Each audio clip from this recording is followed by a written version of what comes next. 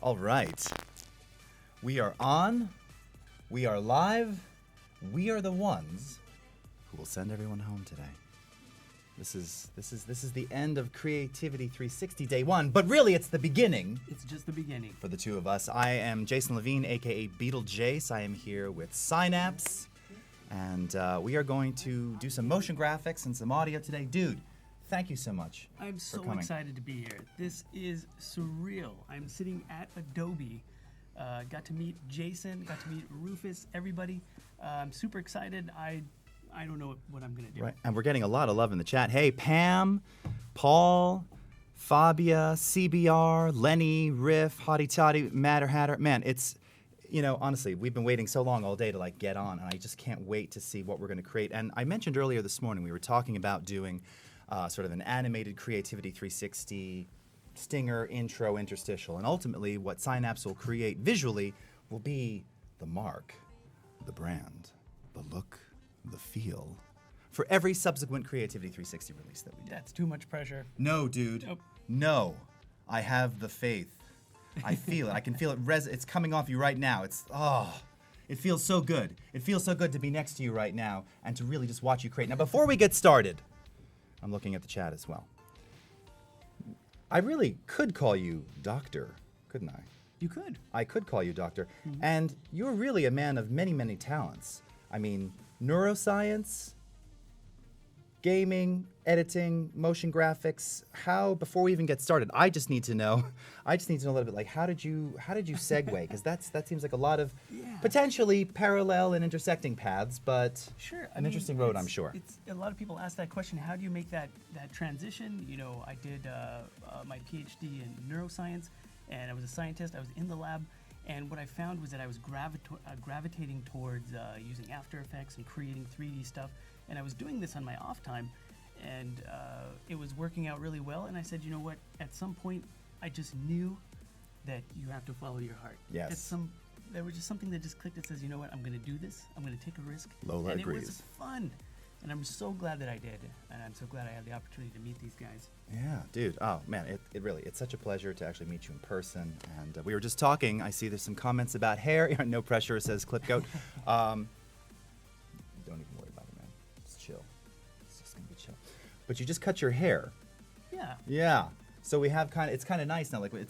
I was afraid that we'd be sharing a lot of hair time, and now we kind of have, but we kind of have a similar look, too. I do.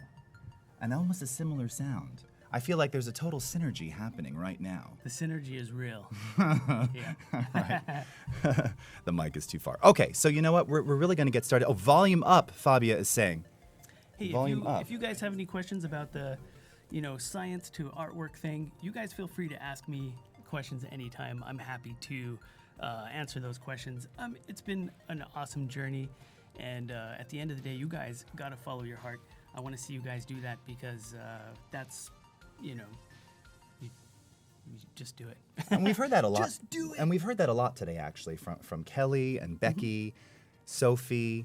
They really talked about that, about, having those passions and really follow that dream. Sounds a bit cliche, but it is true. I mean, really following what you're most passionate about, and ultimately, if you believe it, you can be super successful, And it takes time, like anything, but it's part of the process. And you know what I think it is? It's really about when you're creating artwork, you need to find inspiration, right? Yeah.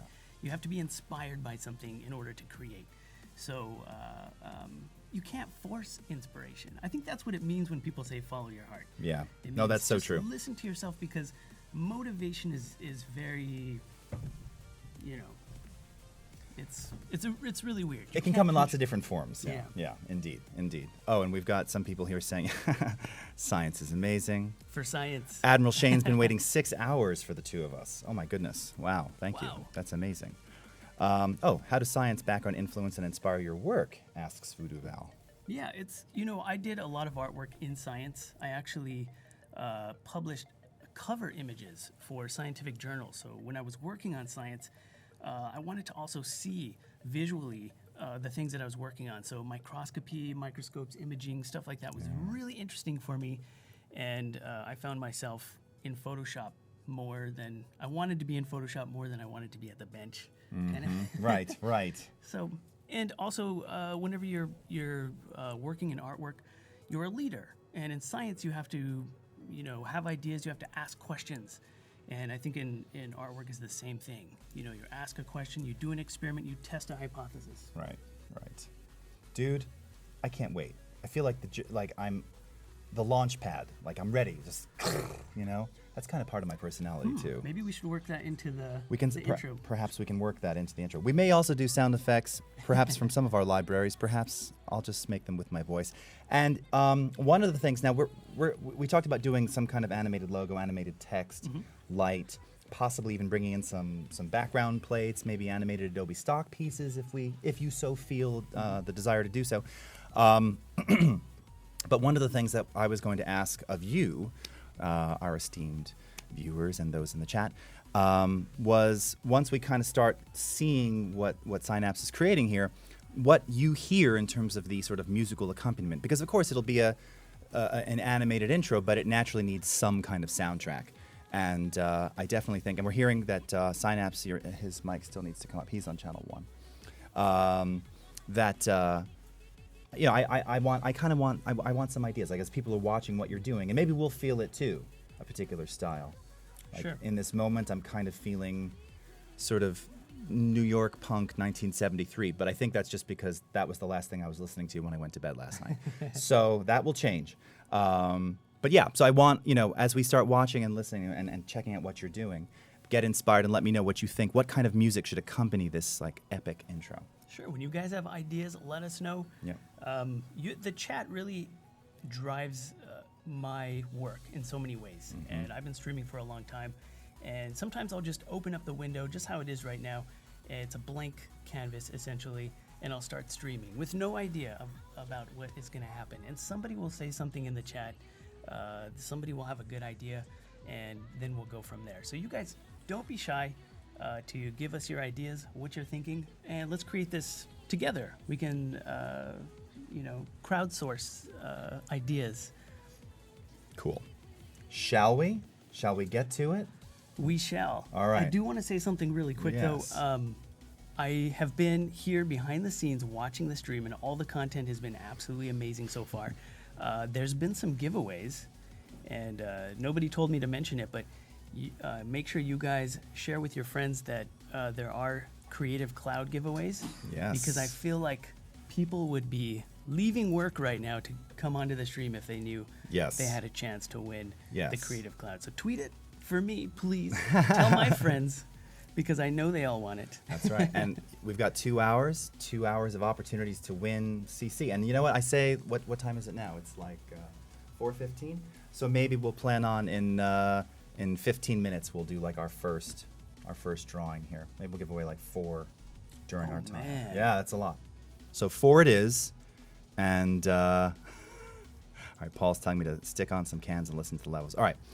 So I'm going to let you get to it, man. So Creativity360. And we were talking a little bit about fonts and stuff before. And I know you were kind of researching, investigating, seeing what was in your arsenal. And you, of course, are in Cinema4D right here. We're going to start off in Cinema4D. A companion and, to After Effects, we're for gonna those of do- you unfamiliar. We'll do a little bit of work in Cinema4D, and we're going to create some 3D assets. We'll do some light work. We'll do some text work. We will create a scene. We will create some cameras. And I'm going to, talk through it as I do it. And I think these are going to be really fundamental things in Cinema4D, so you might learn something as well. And we're going to create at the same time. Awesome. So what kind of, we're going to create some titles, so we're going to need to know, what do we want to say? And, is it going to just be Creative360? I think it's just Creativity360. And in fact, right. that's why I was really kind of deferring to having seen some of your other videos and work that you do with text and light and, again, animated 3D cameras. I think that's all we need. Maybe obscure it before you know that it's Creativity360 somehow. Perhaps we get creative with something like that. But yeah, I mean, and perhaps there's some imagery involved that kind of denotes all the different types of creative disciplines that we've been showcasing, like illustration, imagery, compositing, video, audio, just as possible ideas of other background elements that could be kind of in the 3D space. Awesome. That's just again, I think we have a huge pool of things to pick from, and I'm fanboying kind of watching you do it, to be honest with you. So all right. Cool. You feel me? Yeah. Wow. 1:16 a.m. Anna Wynn, thank you. Oh, Anna Wynn is here. Hello. Yeah. Stylage golly. High fives through the web from Cabs89. Right. Web 5. That's right. Web 5. Scrubs? Are you thinking Scrubs? Okay. Yeah. Ooh, Pam loves C4D. Yeah, Cinema4D. It's. I know that a lot of people are having a hard time transitioning to 3D from Photoshop and from After Effects, and I think it can be a little bit intimidating. It most certainly was for me, and I haven't been doing 3D as long as I've been doing Photoshop and After Effects and stuff. But you have so much flexibility in 3D. You can create the assets that you are looking for. You go out looking for assets and stuff. You can create them in 3D, and it's really worth the time to put a little time and learn it. And Matter Hatter was asking, did Adobe buy Maxon? No. So, but for those of you who are unfamiliar in Matter Hatter, I assume you know that Cinema4D Lite, since CC, the original CC 2013, is actually bundled inside of After Effects. So you can actually import C4D files directly into AE and actually go to Cinema4D Lite directly from After Effects. And this past week at NAB in Las Vegas, I was showcasing yet a new, in fact, it would have been great to be doing that today, but it's cool, we'll do it this way, a new 3D animated text and shape layer pipeline. So you can begin your animation with 3D, in 3D space, or 2.5D space, technically, in After Effects with text and shape layers. Export that as a C4D with our new Maxon C4D exporter inside of After Effects, and then establish a dynamic link between the two apps. It's super cool. Wow. I know. I can't wait for you to get your hands on it. I was thinking of maybe we should bring it in today, but I was afraid there might be so many new cool things in After Effects that we would just kind of get derailed. So I wanted to focus. Yeah. Yeah. All right. One of the questions that people ask is, if you don't have a Cinema4D, what then? How do you create these kinds of things? We saw earlier, make sure you check the VODs. We saw that in Photoshop, you can do a lot of this 3D stuff. Mm-hmm. So you have the option to create 3D things and then export them out as an OBJ or a format that is friendly with other 3D programs. Yep. It's totally possible. So, I can save this text right now as an OBJ, and that would just go straight into Photoshop or straight into After Effects. So you don't necessarily need Cinema4D. It's just that After Effects and Cinema4D work so nicely together each other. Yeah. It's a good workflow. It's an optimal workflow, I feel like. So, Jarvison, you just got your Max pre-reg email yesterday. Woohoo! Switchcore is asking if you've ever shattered text. Switchcore is my friend, and he is always watching my stream, and he watches me shatter things all the time. All the time. I think he's hinting that we need to blow up some text in this. Yes, totally, dude. Yeah. I mean, yeah. Big, epic, massive. Yeah, perfect. I'm gonna jump out of this table. I can't even take it. I'm like antsy. Well, good. It just so happens that I tested my Shatter plugin before the stream, so we are prepared for that. Nice. Valkyro, no beard cam. You're also up very late. Thank you for joining us, JC Suwin. Great to see you. Indeed. Matter Hatter's having a good laugh there. And yes, congrats again, Trisha617 and CBR Network, and all of those who've already won. Got about 10 more minutes till we'll do our next giveaway. You gotta be in the chat to collect the goods, right? You can leave it running. You can be in the other room just listening and lurking, but if we call your name, you must respond. Earlier, there was somebody that missed a key. Somebody missed it earlier. Won, yeah. And they weren't here. Man. I know. That's like I would play the violins, but they're too far away. We'll get to those. Now, I was even thinking, text jumping out of cake. Okay, all right, that's a possibility. It could be done. It could be done. Yes, so Decode Gaming Community. Yes, we're going to be integrating this into After Effects. So we're starting here, and I already dig, modifying font choices here. This feels like something, this font, like I've seen you use before. It's this one. Batman. It's the Batman font. Yeah. Nice. It's a good font. I love it. Avengers, also a really good font. So let me ask you. Oh, and thank you very much, EJ Powell. That's very, very kind of you to say. And we've got a few staying up 10 more minutes. Very good. So now let me ask you. I asked you before about like Typekit. So do you go into Typekit? Like, what did you use pre-Typekit as far as where you found fonts? Well, there's so many fonts out there, and there's like Defont, which is free. That website, Right. You can go on there and sort by, fantasy and all of those different things. And so there's so many fonts out there. Fonts really is a challenge because there's so many, and as you're looking through them, eventually they start looking the same, and so it's hard to find. But you just have to kind of figure out what style you're going for, and sometimes it just helps to go through them. That's what I'm doing right now. I'm looking at them. I'm hoping that maybe if you guys see one that you really like, you'll mention it. Tell us, yeah. I have terrible font anxiety. I talk Yeah. about this all the time. Oh yeah, I mean, I'm not even joking. I It's tough. just to pick one font ever. I mean, simple animations. I'm doing lower thirds, dude. I mean, it can take me forever. This is when I usually call Terry or Rufus, but he's 9 hours ahead. So unless it's early in the morning, and then maybe Paul. But yeah, I do. I have terrible font anxiety, and I can't.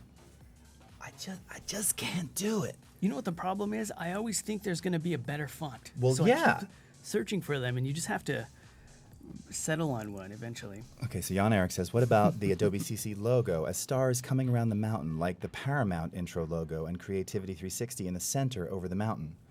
Well, that does sound very Paramount, perhaps derivative, but we like this. Yes, that's right. Oh, really? Nice. Okay, so that's cool. We like that. I get where you're going with that too, like the stars and kind of the circular thing. Jan Eric, I actually had a very similar, when I was kind of seeing this in my mind, I had a similar feeling with that too. So awesome. Yeah, and that's a good idea because that's an opportunity for animation, the stars moving. And Yeah. Ton Fredericks. Oh my God, dude. A true Adobe legend. Ton Fredericks is joining us in the chat. And he is also a design master. And of course, as any good design master, Tone suggests Comic Sans. Comic, can't go wrong. Can't. Right. Oh, everybody's laughing now. Deadeye, Minecraft. I know. Comic Sans. Tone, how are you? Tone once did an amazing animation when we added, I think it was the, no, that Bones was Flash. The puppet pin tool in After Effects. And I remember seeing him do a demo in the Netherlands, and he had an image of a pair of pants, and he had some text. And we had this thing in After Effects. Again, it's kind of like the Bones tool, and you can do it in Photoshop with, you set a series of pins, and you can animate the pins, and you get this very organic kind of puppeteering kind of style. And it was, the animation that he created was called Pants Can Dance. And he suddenly created these dancing pants, and I think he was using convert audio to keyframes in After Effects, that expression where, like he had this beat and the pants were kind of bending at the knees in time. Very Ton, cool. Ton is a legend. It's wonderful to see you, man. Always good to see you. Hope I catch you at IBC. All right. And, Lonlake is saying, yeah, throw some flares in there. Some lens flares. yeah. Oh, yeah. You Sure, dig some flares. Ex-educated guess is saying it's cold in Boston. It's good to know. Mm-hmm. Went to school in Boston. Hadn't been back in a while. Actually, was there about a year ago at the Creative Pro User Group. It was wicked cold and snowing, which for a desert creature is difficult. Pants Can Dance, Tone remembers it. IBC Hype from Slice Media. Mentions Comic Sans, immediately sighs. I mean, yeah, we are joking. The Fast and Furious font from Matter Hatter. Yeah, there's so many. So I just kind of went through a few different fonts, and this one is pretty cool. Oh. I'll have to see what you guys think about it. Mrs. Synapse says, here's a secret. I always end up choosing the fonts for Synapse. It's true. I'm like, A relation what here? do I do? And she Synapse, comes Mrs. in. Sy- yes. That's Miss Synapse. That That's is my actually wife, Mrs. and, Synapse. Okay, she's watching, and usually You never I'll know be, with screen names, Yeah. Yep, it's true. I'll give her a list. I'll be like, I can't choose the font. Which one? And she'll be like, that one. And then she's right, and it's the best one. Trisha617 grew up in Boston, now in Arizona. What the font? Wow, see. I didn't really grow up in Boston. Well, I guess you could say I kind of grew up in Boston. Because it was college time, and you grow, you expand. This is one of my favorite fonts. Null Shock. Ooh, nice. Oh, I like that too. Yeah, It looks good in 3D. It's just a good... It looks good in 3D, and it has kind of that modern cinematic-y look, and I can definitely see with lights and flares and the stuff, and something that I've seen you do in like moving cameras, that could be super, super cool. Sure. I mean, we can try it. We'll try out a few different fonts, and usually what I like to do is start building the scene that we're going to use, start doing lights and shadows, and you can always throw a different font in there afterwards, or you can, I mean, it's 3D. I can change the words. I can change the orientation. We have full creative freedom. Yes. In 360. Very cool. All right, so let's see what else we got here. Oh yes, trade secrets. Have someone else pick your fonts for you. I fully embrace that. I can't ever pick. I can't choose. Is there like a professional font? Font picker? Yeah, this could be... Professional font picker? This could be a role. We should start up a service. And, now hiring professional font picker. Paul Weaver's wondering how many times I will work back in the day into the stream. I'm gonna try my darndest. I saw the comment about trucking up to Boston. All right. We could do some, Boston flavored music. Morphine font into alphabet soup. Good. Gotta love the 360. Very nice. No serif. It's cool for 3D. Okay. Sweet. So now, just in talking about like this animation, and again, this whole concept and what you've seen so far today, and I hope those of you, I know some of you I've seen since 10 o'clock this morning, so it's wonderful to see you still, and thank you for sticking with us. What have you guys thought so far of today? I mean, here we are, and I know we've been anxiously waiting to get on stream, but and your reactions and everything have been really good, and we're really glad. Actually, it's the first time in quite a few months that myself, Terry, Rufus, and Paul have even been in the same room together. It's been a while. I know. I've missed them. I get lonely. How about you guys? You get lonely? We're getting personal here. I mean, come on. This is the nighttime chat. I'm never lonely with the Twitch chat, though. It's not that late, but as it gets later. There's a font website you can try. Here, go to bring up your browser. All right. Oh, we're having a little diversion here. We're going to try a font website suggestion from T. White. All right. The original came from Paul. Oh, okay, from Paul. All right. Wordmark, so WORDMARK.IT.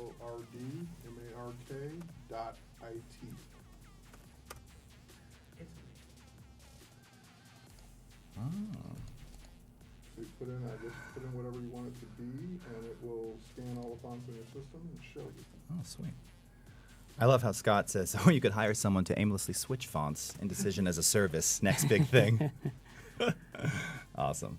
Oh, look at this. Oh, so it knows the fonts that are on my System. already system. installed. Oh, this is That's dope. cool. Oh, that's super cool. That is getting bookmarked for sure. Yeah. Very nice. Thank you for Personally, sharing that wouldn't help me choose. That would just give me more anxiety. But Yeah. Well, so it's just a lot easier to choose. it's a lot easier to Yeah, see it look. visually laid the out words that instead of a you're list. trying to do. That's super cool. Now this is already really cool, but what'd be neat is if the website. I mean, this is fine, but imagine if the website lets you click on the ones you liked, and then it just showed those ones, so you could compare. That would be pretty cool. So Matter Hatter's saying, so will Maxon automatically 3D, and I assume you mean extrude any standard font? Yeah, you put the font, you install the font just like normal, and basically all I did was use the text tool here, and I added the MoGraph text, Yeah. and that's it. Yeah. And Matter Hatter, to that question, again, in this new workflow that's coming to the next version of After Effects, because part of it is being able to do 3D animated text in After Effects and send that and maintain either the style or the editability. You have two different options for extrusion or preserved text editability. You'll be able to take, again, just further emphasizing the point, anything that's in your that you already have, any of your typekit fonts that you've licensed down from Creative Cloud, all of those are fair game for 3D extrusion and animation. So Risky agrees. The Creative Grenade guys, they made a font on the stream, and they sent it to me.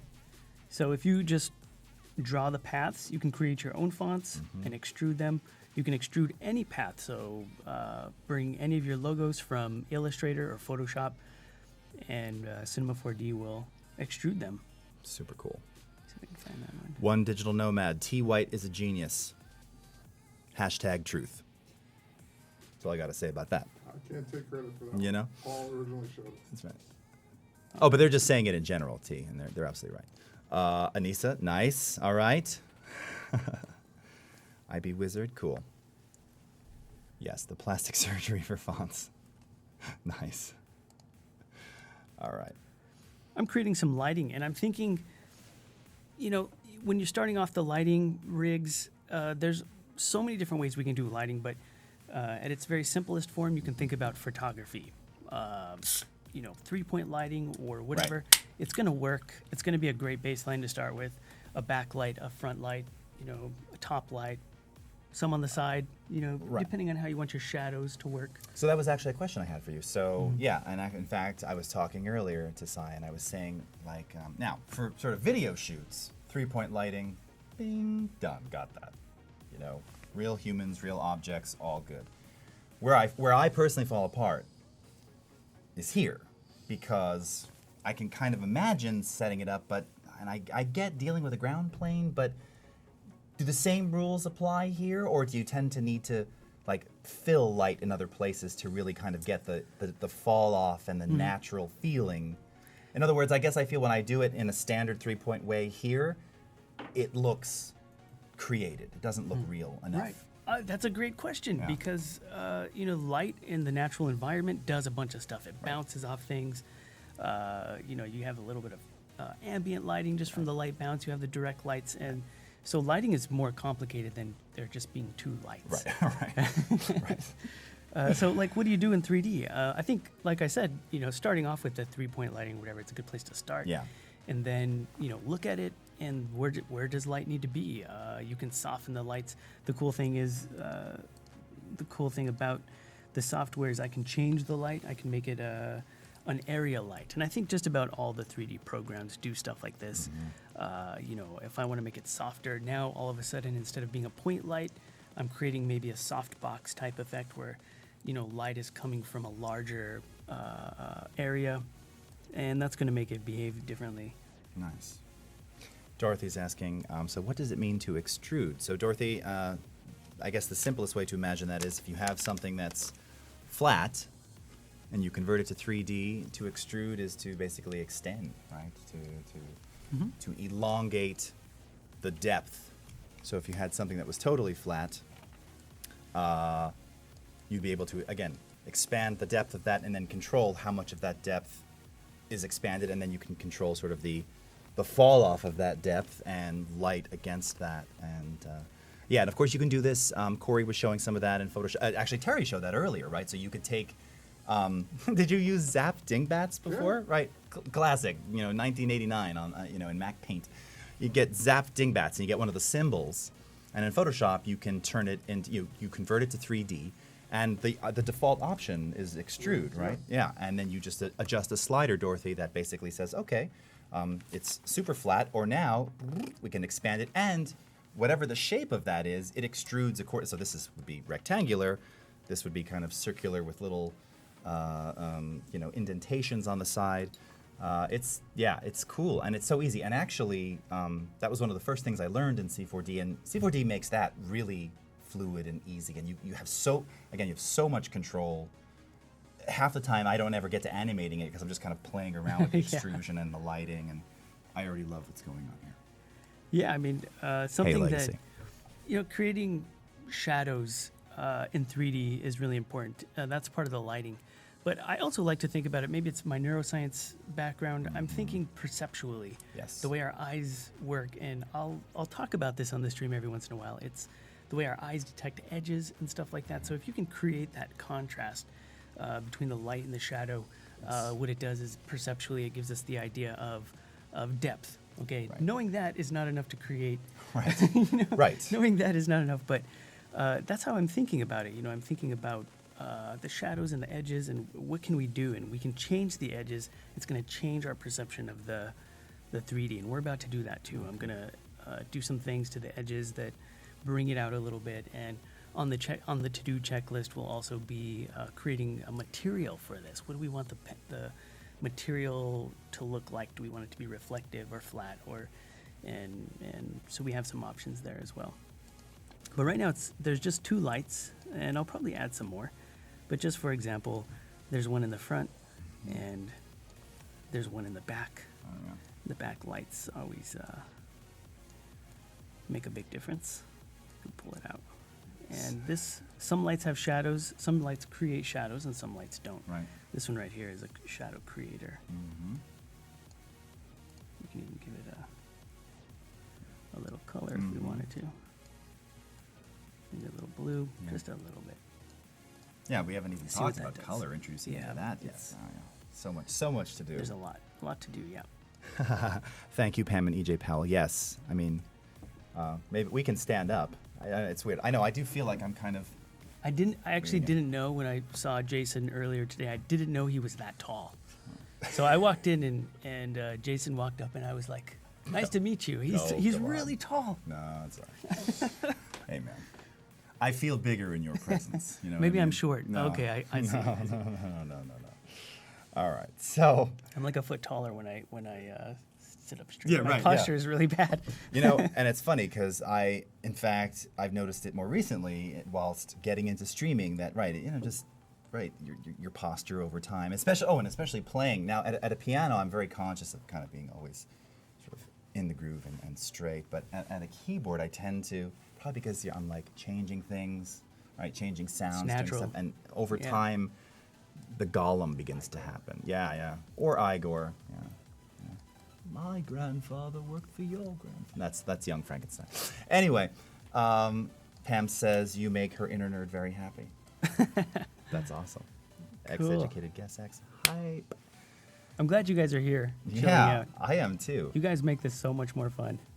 It's also worth mentioning, by the way, so yes, now we're going up to the 6 o'clock Pacific time hour after us. We have two senseless who'll be doing the Creative Variety Show. So you want to stick around. I believe that's 6 to 9 this evening, Pacific time again. So that'll kick off after we finish day 1 of Creativity360. And I'll tell you what, while you're doing that, I think it's probably a good time. We got a lot of people, a lot of chat. People are active. They're engaged. We've got people in Europe staying up. Let's do a giveaway. Yes. Shall we? All right, Matter Hatter's like, damn, wordmark.it is so cool. Just playing around with it. Okay. Guys, in the chat right now, let me see some hype for the giveaway. I want to see who wants it, who's going to be a part of this giveaway, and let's say that you're the winner. Just imagine this. You're the winner. What are you going to say when you win? Because you have to say something, because you have to show that you're here, so we know to give it away. Deadeye, I need no sleep, Chugs Coffee. Giveaway hype. All right, Netherlands there we go. reporting in. Oh, There's gimme, the gimme, hype. gimme. It's coming. It's all coming in right now. Oh, yes. We will get. Yes. I'm excited for you guys. Yeah. I'm not lying. All right. Well, we've got it. All right, and Terry just did the draw. Pam Vargas. Pam. Congratulations. Congratulations, Pam. I was kind of hoping I was going to win, but Pam in the house? Pam is in the house. I just saw Pam. Where are you, Pam? Say hello. Alice Cooper has a song called "If You Want It, Then You Got It," and he does this like, "If you want it, then you got it." Pam Vargas is here. Yay, Pam! Congratulations. All right, congratulations. So cool. All you have to do is be here to win. All right? Sweet. That's awesome. Oh, that's awesome. Congratulations. All right. So, as I'm looking at this now already, I'm just kind of envisioning a lot of movement and color. And don't say hello, say Creative360. Or do you mean Creativity360? Need a hug? Pam's freaking out. All right. Totally, right? So cool. And I love this new system that we have here. This auto roll. Yeah, it's really, really good. High fives all around. Sweet. I'm a computer nerd. I was really excited to see the stream setup that they have here. And it's pretty common, too, I think, for people to be curious about what other streamers' setup is like. And this one is really, really cool. They're using You got a lot of stuff going on here. There's a lot yeah. of connections. That's the real deal. Leveraging Thunderbolt to the max. IORE, by the way, whom I was incorrectly referring to yesterday on stream as Lori. Sorry. Eyes.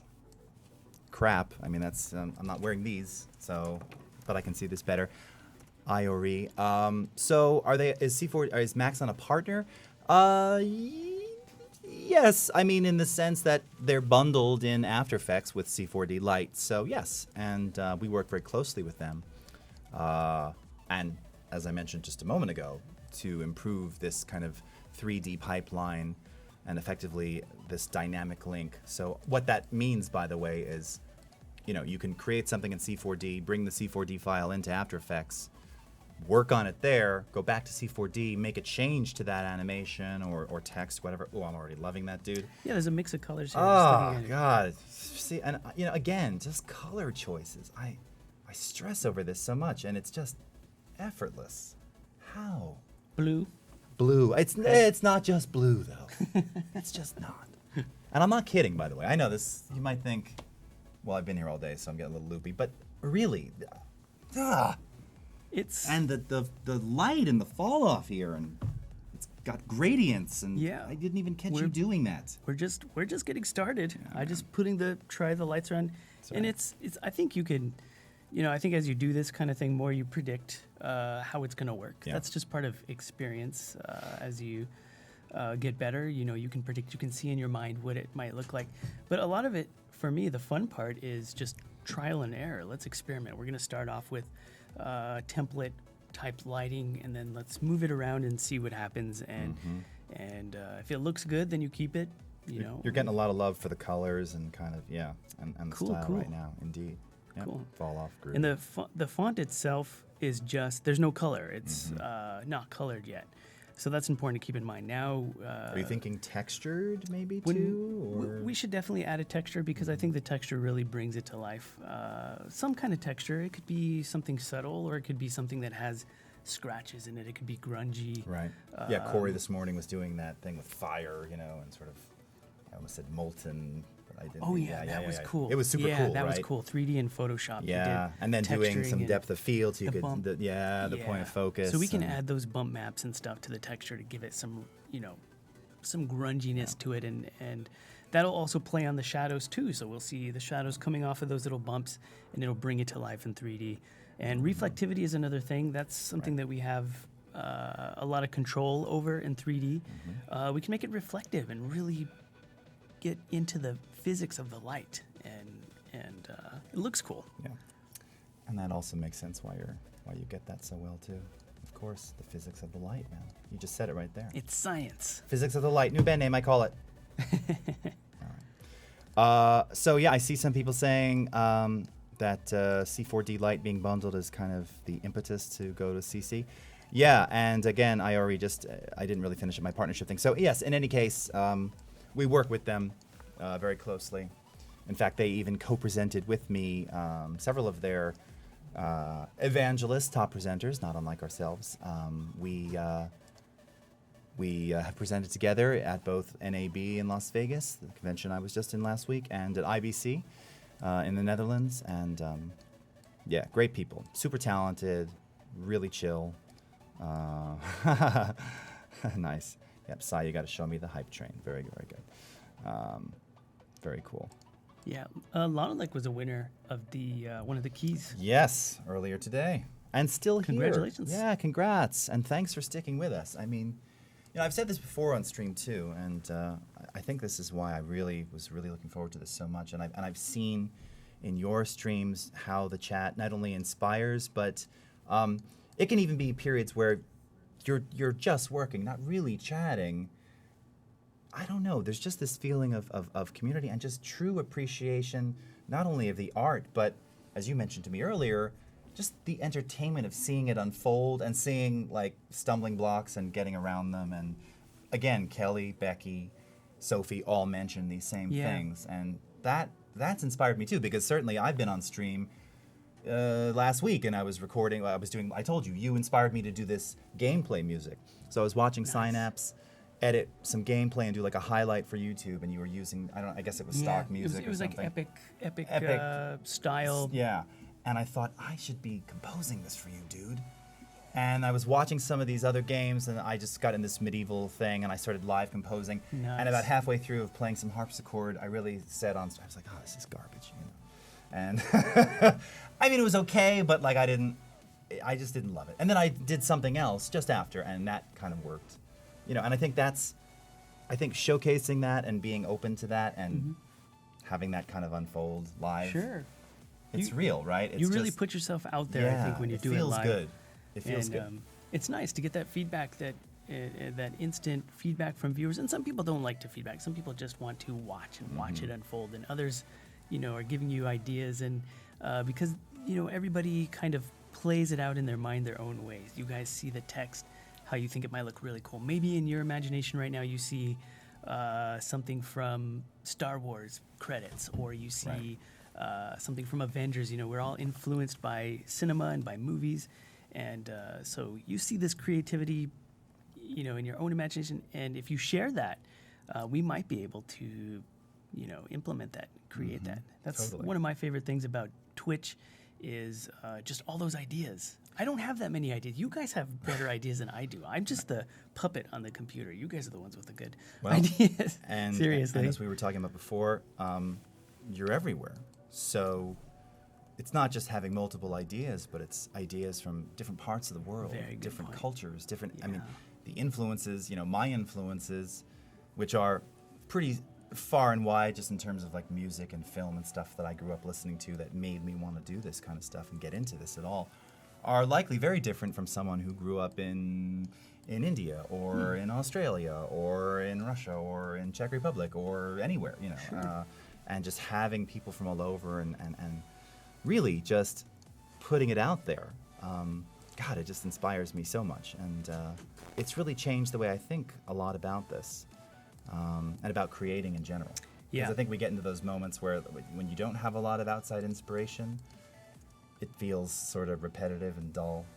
You can still kind of create, but like you need something, and the same old movies aren't doing it, and the same music or the playlist isn't doing it, Right. you know? Use the long hair for the text texture. Yes. Jarvis and Lurker here. Very nice. Limaleo, hey, how are you? Legacy. That's very cool. Twitch communities for your research graduation thesis. Oh, very nice. Oh, nice. Yeah. That sounds really That sounds interesting. really interesting. I would Sweet. definitely like to hear more about that. So now, chat, what are you guys thinking? We just said influences, people all over the world. What are you thinking in terms of accompaniment, just from what you see already? What are you hearing? Hearing like epic? You're hearing, you know, LOTR style?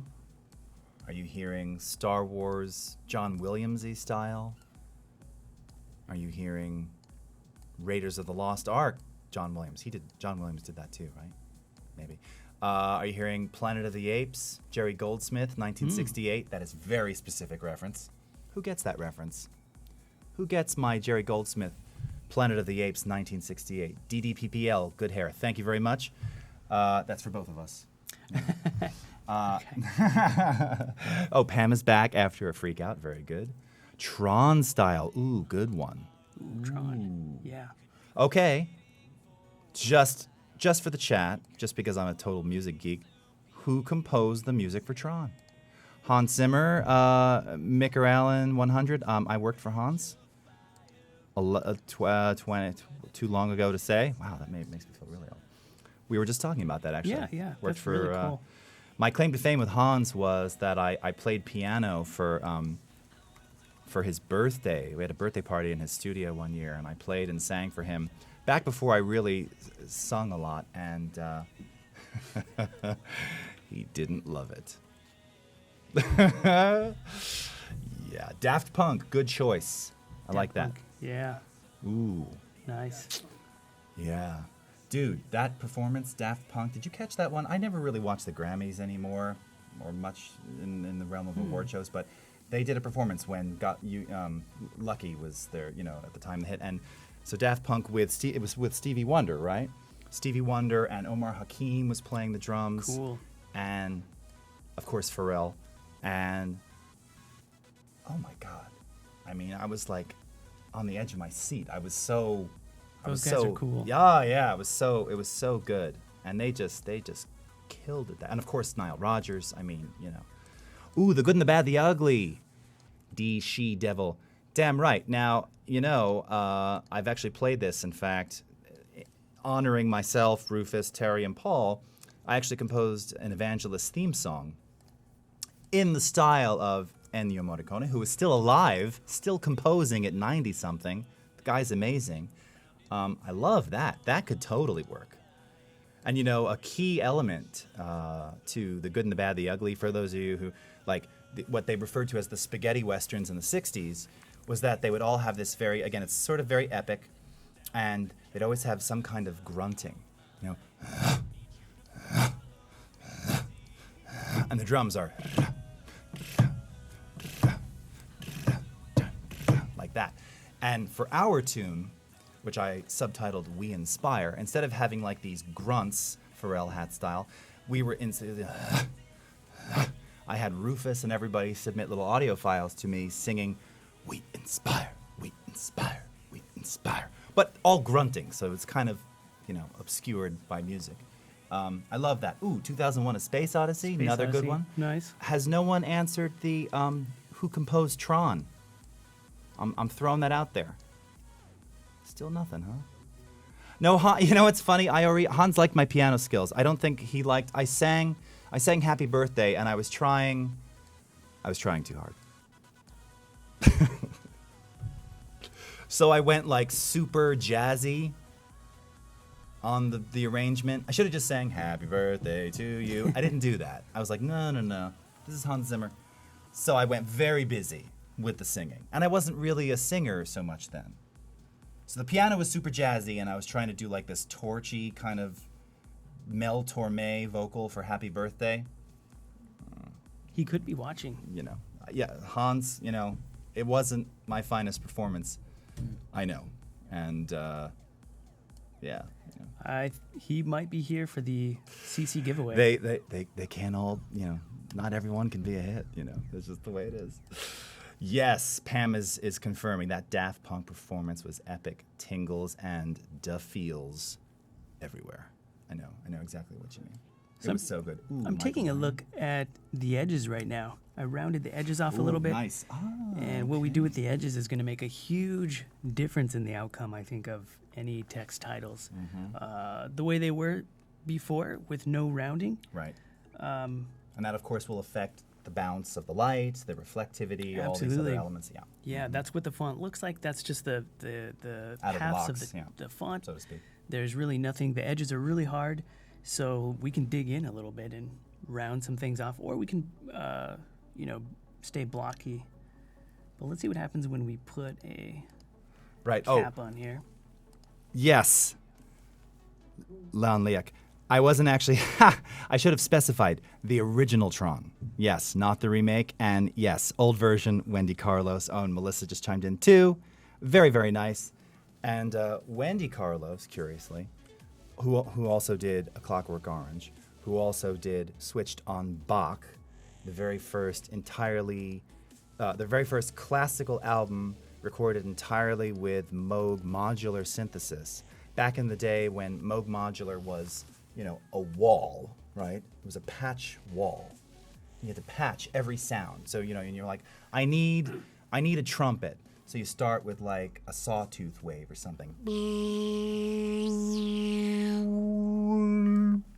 You go, okay, well I need like a sharp attack and then like a small decay. So, bing, Like, I need a little buzzier. And you're like tweaking knobs and patching things in. And everything was monophonic. So every note of every Bach piece that was played had to be recorded via 8-track analog tape, live, which is what I actually do, very inspirational for me. Hardcore, monophonically though, so one hand at a time. There's no dual anything because the synthesizer couldn't do that then. It was monophonic. And you had this thing, glide and or portamento. So if you jumped from a Clockwork Orange hype, if you jumped from, like if you did an octave, depending upon how you had this glide set, you'd get this. So you had to set these carefully because it had to sound classical. Switched on Bach, 1968.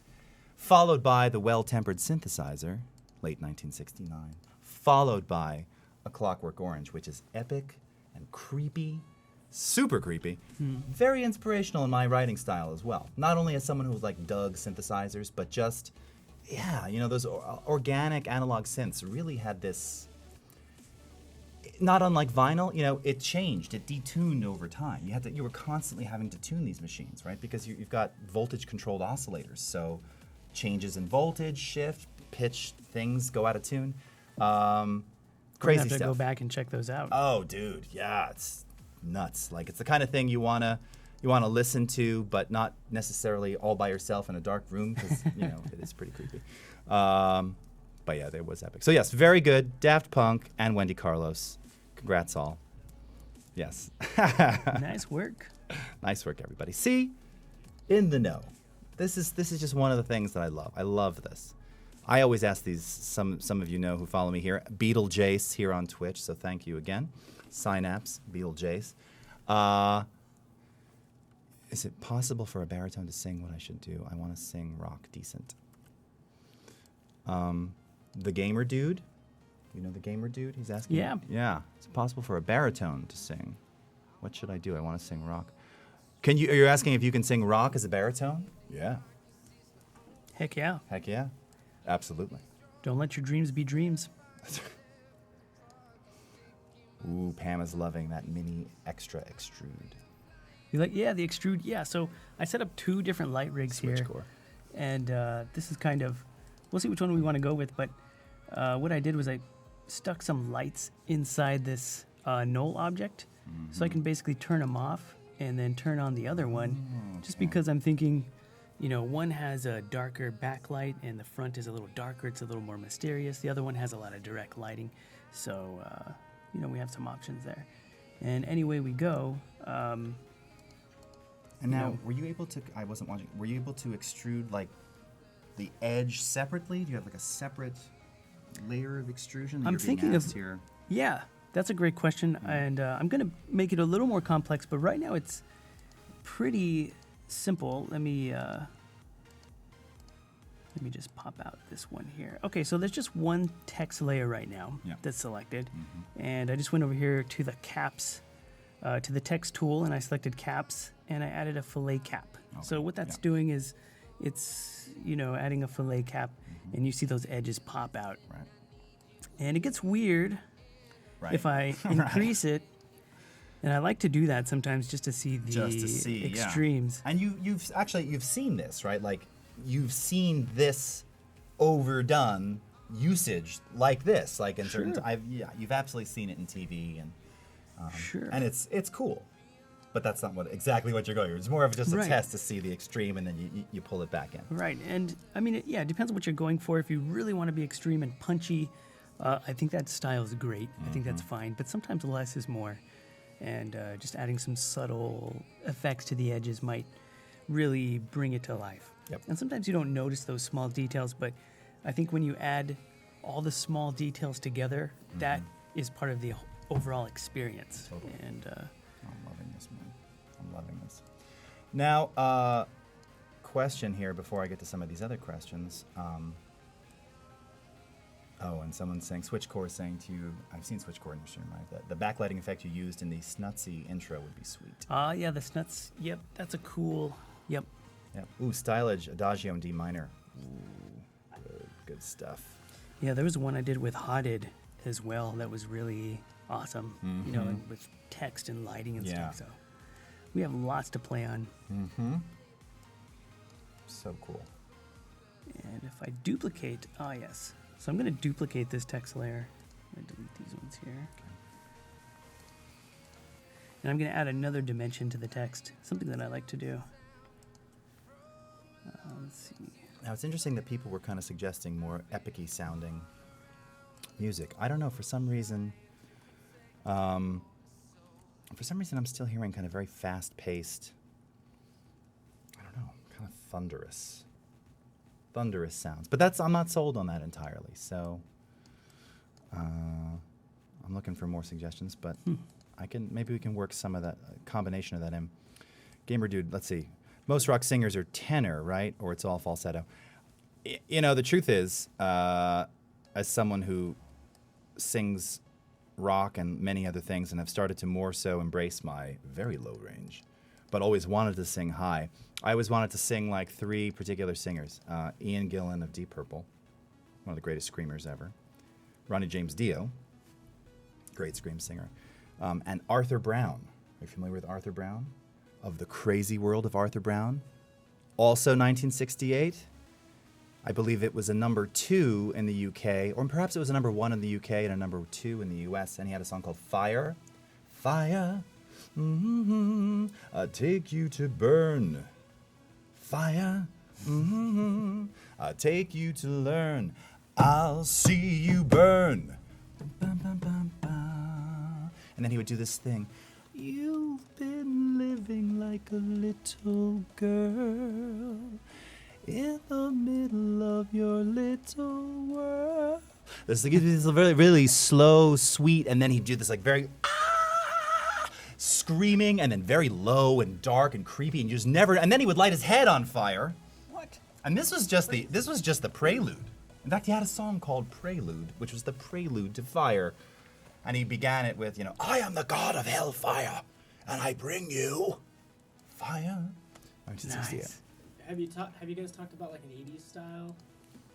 See, that could work. That's kind of what I'm. Right now, it's kind of looking that way right now. And everything you just did is kind of like. I'm kind of. That's what I think. I think that's kind of the beat I'm hearing, almost like 80s Elvis Costello-y. I don't know. But yes. Oh, Pam, you're very kind. Mega bass. I'm going for a really certain effect right now. I'm kind of tiling these together. Yeah, dude. And See, what I find so fascinating as you're doing this and watching you do this, those edges. and this is exactly what Terry was saying to Corey this morning, is I look at this and I say, oh my God, yes, that is what I would do if I would think to do that. I know when I hear something, or I'm writing a song, or even Child in Time, good one, Matt Garrison. I kind of, like an edit. I tend to do like documentary style stuff, very tight shot. I used to use a 50 mil a lot. Now it's a 24 to 70, but always very close. I want to see nose hair. That's kind of, I just want to get in, want to really feel the person. I kind of see where it's going before it happens, right? Do you see this in your head before you start? Like, you kind of see what the light is going to do and how this is. Yeah. For the most part, I mean, I think after you do it so many times, you know what to expect and what can work. So I see so many things going on right now in my head that could be happening with this text, and so I'm just going to kind of go through those and try them. Mm-hmm. But sometimes you don't have that foresight. That's okay. If you don't have the foresight, it's something that comes over time by practice, right? Everybody's good at something. Everybody practices something. You're good at tying everyone's good at tying their shoes because they've done it so many times. You could do it in the dark, right? So well, I think many So some of the things are like that, but I also like to let like I mentioned before, just let it happen. Just try some new things and not be afraid to explore a little bit. Sometimes, honestly, I don't know if it's going to work or not, and a lot of things don't work. That's it, right? And that's what I love about this, and that's what I love what Twitch has given me, which is even more opportunity to just kind of like drawing board, Like I was going somewhere, and then it kind of just didn't go anywhere, Sure. I like that.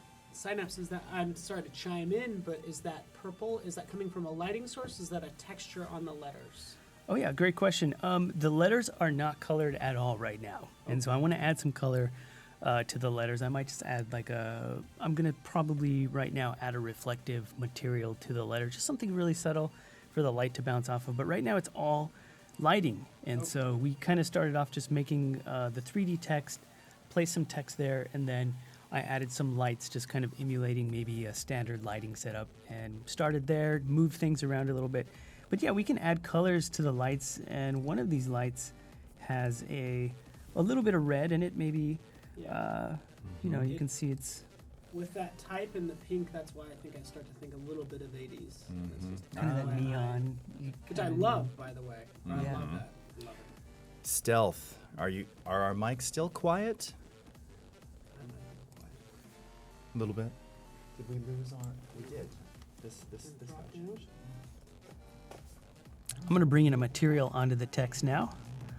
And sometimes I do this a lot earlier. If I really already know what I want the text to look like, do I want to go grunge? Do I want to go whatever? Sometimes I'll start with the material and then add the lights, because the lights will bounce off the material and add its own effect. But this time I started with the lights just to show a little fundamental light placement. But let's add just a really simple texture, and I'll make it a little bit gray. I just want to add a little bit of reflection. And let's see here. So reflection. Mm-hmm. Something that is very easy to overdo, right? You can make you're trying to reflect, you're trying to make it reflective, but again, like light in natural space, it's not always so flat or so precise. So are there any special tricks when you're doing something like this to kind of, for edges on reflections and things like that? Yeah, we should talk about that. Because I think when you think of reflection, every 3D program is different the way they say, the way they deal with reflection. So the term reflectivity is Right. But I think that if it were completely reflective, it would be like a mirror. You might Right. not see the text at all with a black background, because it would be a mirror unless there's something in front of it that's creating the light. So if it's completely reflective, there's nothing to really, you can't see the text. You just see the reflection of what's in the text. Okay. And the other thing we can do here is we might add a little bit of reflection. Sometimes that interaction with the light looks cool, and you can smooth out the reflection. At least in Cinema4D, it's called the roughness, but in other 3D programs, it's different. The way it's called. But basically, what the roughness does is kind of spread out the reflecting light. Right. So, if you think of just a light path off of a reflective mirror, it hits the mirror and then Right. it reflects out. Bounces out, But this softness kind of is gonna diffuse the light Diffuse a little it, bit. yes. So it hits, and just kind of, instead of making a point reflection, it's gonna make a smooth. So I think that natural surfaces have a lot of that diffusion, a lot Right. of that. So we'll probably bump that up a little bit. Now this speaks directly to, I talk about this a lot, how with imagery and audio, there's a lot of parallels in the terminology, and you just talked about light diffusion. So it's the same with echo, reverberant, ambient diffusion, right? When you have sound waves and they're bouncing off of walls, or not, and they're just going into the ether.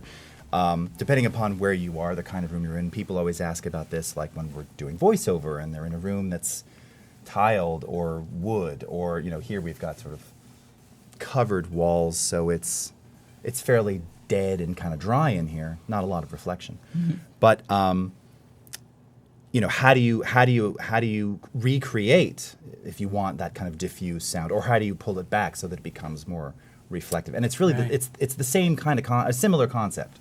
Absolutely. Yeah, and I'm thinking, based on what you just did to those letters, that's kind of helping me think sonically what I kind of want to do too.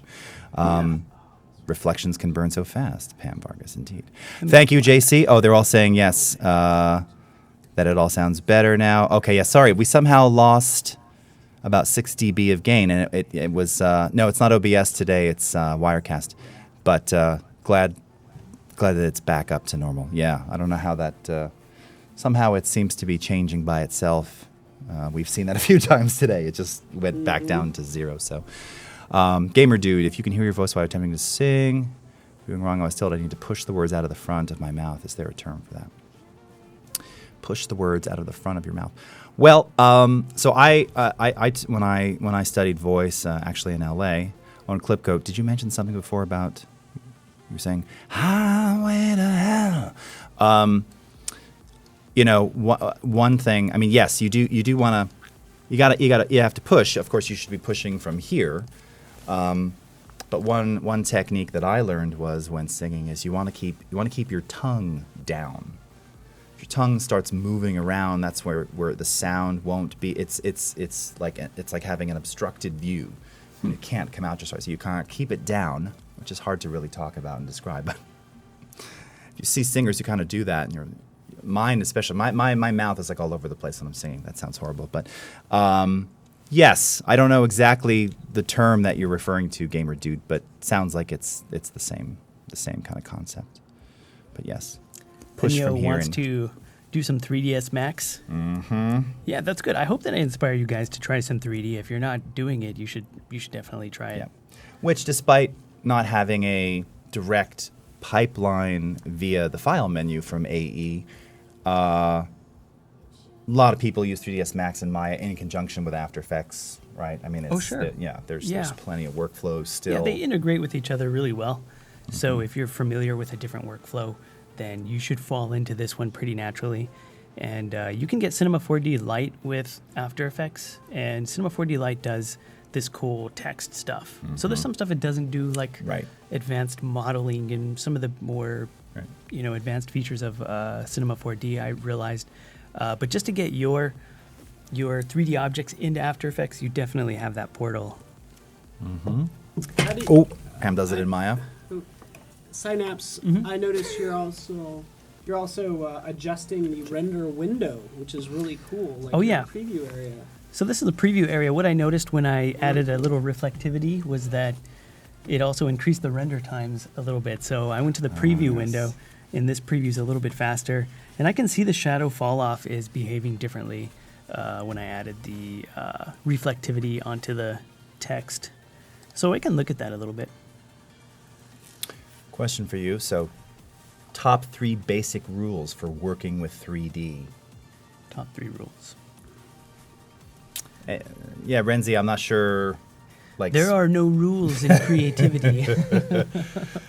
But I think the top 3 things that you want to do to master 3D maybe is, I don't know what the top 3 was, but I know the top 1 is probably going to be navigation, because in any 3D program you have to be able to look around, right? You're in 3D space, and every 3D program has a little slightly different thing with the navigation. So you have to master that, and once you're in there, then maybe what I recommend people to start with, and this doesn't apply to the pros, but for people beginning, I say start with text. Just this what I'm doing right here, because text, you have something to say. It might be your logo, it might be your brand name, it might be just your name or your gamer name, or maybe you have a friend who does video games or something. You just make a cool text or a logo, and the lighting is everything. Yeah. And what I'm about to do, after we kind of arrange this and make it, basically get its form ready, is we'll start working with the cameras. So that would be another rule. The camera work is your, if you're going to move the camera around, that's huge. That really brings it to life. And we can keep the camera still, and we can animate the letters coming in and stuff like that. But if we get the camera and really get some cool shots, some pans and stuff like that, that's huge. And that's just, keyframing camera positions. So that's just part of learning how to work in 3D, is that XYZ positioning and subtle movement, I think, too, when moving cameras around in 3D. That was something when I first started doing it in After Effects, again in sort of 2.5D, and Angie Taylor, sort of a goddess of After Effects for many, many years, has done a lot of work for BBC and BBC Children's, and she sort of taught me. And I remember when she was kind of explaining some of that to me, one of her first comments was, small movements. Yeah. Kind of like what they say when you're driving, like small corrections, when you're learning to drive. Like extreme camera moves, just like extreme extrusion produces extreme, not super realistic, not great looking 3D. So small movement, keep it small and centered, and try to sort of expand from there. Right? It's kind of Yeah. a good way to. That's I guess, great advice. Good way to Yeah. start. Yeah. And I think it makes it look more epic too whenever you're doing a really slow, because it's kind of like Totally. there's a little anticipation for That's the right. reveal. That's right. Yeah, you have like anxiety over it. I know I totally do. Finch cannot sleep because Creativity360 is too fun. That's so good to hear, dude. We're so glad to still have you here. Man, you got to be tired. You've been here like all day. Right on. So, yeah. Jan Eric is asking, let's see, there's a VHS plugin effect for After Effects to make it look like an old tape from the 80s. Oh, yeah. So, and I see Finch said Red Giant has that. Also, not only effects, but Rampant Design, who's another, they actually produce After Effects templates and all different types of overlays and things. A lot of these are actual rendered videos of noise, distortions, VHS snow, right, in between recorded programs. And you just apply them via an adjustment, not an adjustment layer, blend mode. And then you can overlay and, or like VHS tape glitches or digital glitching. You can find a lot of that. So that's Rampant Design, Rampant. A lot of their effects and mats and overlays and things were, you could find them through something called Practical Visual Effects. And that stuff is super useful. So yeah, Jan Eric, I would check those out. And there's actually Rampant, as a matter of fact, now that I said that, they actually have a whole series of these things, I believe still, that you can download for free, like as a way to entice you to ultimately buy more. But yeah, and Red Giant, of course, yeah, they have a whole series of effects for After Effects and Premiere that will do, again, different types of film-like artifacts and dust and noise and distortion and glitching and scratches and the like. Yeah, I think I've seen that in Red Giant. I think they've they will destroy your footage for you. Oh yeah, yes. If you want to add With all minimal that. effort, Yeah. You just Misfire. That was one of the collections. Misfire, yeah. Misfire. I remember, In fact, if you want to see a look at, now I didn't use the VHS style because, again, my preferred era of looks tends to come largely from the 70s. But when Pam likes 35 mil, oh I know, 35 millimeter with a subtle dolly in, totally, Pam, totally. In fact, the 35, I can't use it enough on the D800. I should use it more because I love that lens. And you're so right. And slow, yes, indeed. But if someone wants to post a link in there, this video that I did called Straight On has some of those elements to kind of add some grit and grain and dirty it up a little bit. And it just adds character. You can find tons of these things. They have like 16 mil overlays that are just noise produced and exported as with alpha channel from 16 millimeter film. I wonder if Adobe Stock has. I'll bet. Funny you should ask that, Synapse.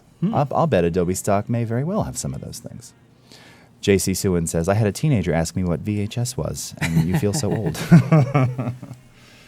Oh, Finch, Red Giant Universe. Yeah, that's for sure. And that's that whole sort of inclusive package. But the Misfire is one of the components. I think you used to get Misfire with Magic Bullet Looks.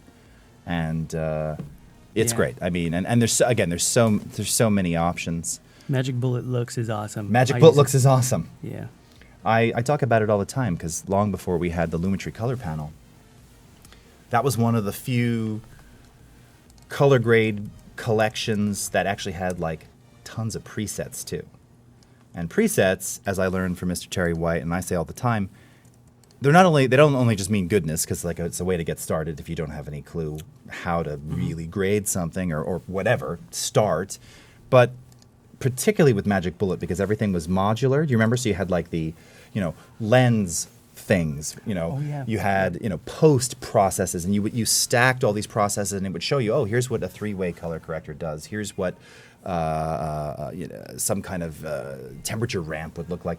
You start to kind of understand how these things work and how they affect the footage. Right. And yeah, it's a great way to kind of learn and understand. Sometimes those presets that are built into Magic Bullet Looks, they're so intense. They're just completely ridiculous. But the effects that they use and how it's modular, it's the pre one and then it goes into the camera and then post-processing. So it kind of flows through there and you can go in there and adjust them to create a more subtle effect. And that's it. And it helps you understand signal flow. It helps you understand just sort of how stacking these things together.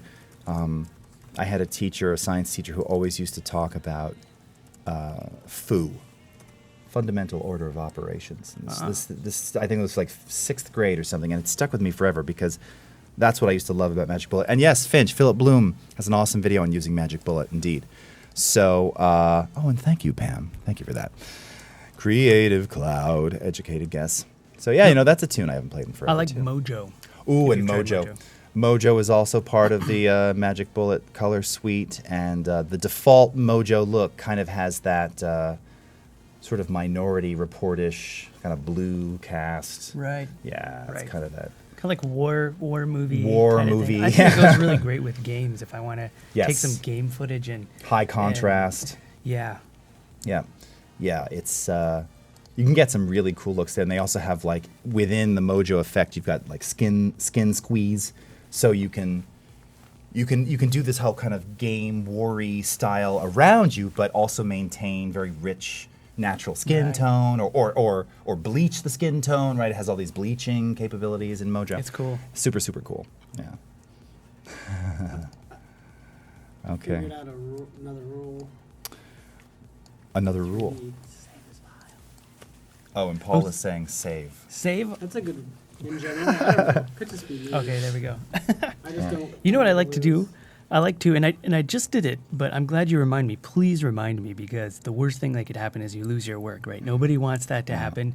We don't have enough time in our life to go backwards. We want to go forward, right? Forwards, So, indeed. what I like to do is go save incremental. And this one is, I wish every program had this. I think most of them do. After Effects certainly does. Yeah. And what that does is it saves it as a new file. It'll go like version 1, version Right. 2. It'll name it for you.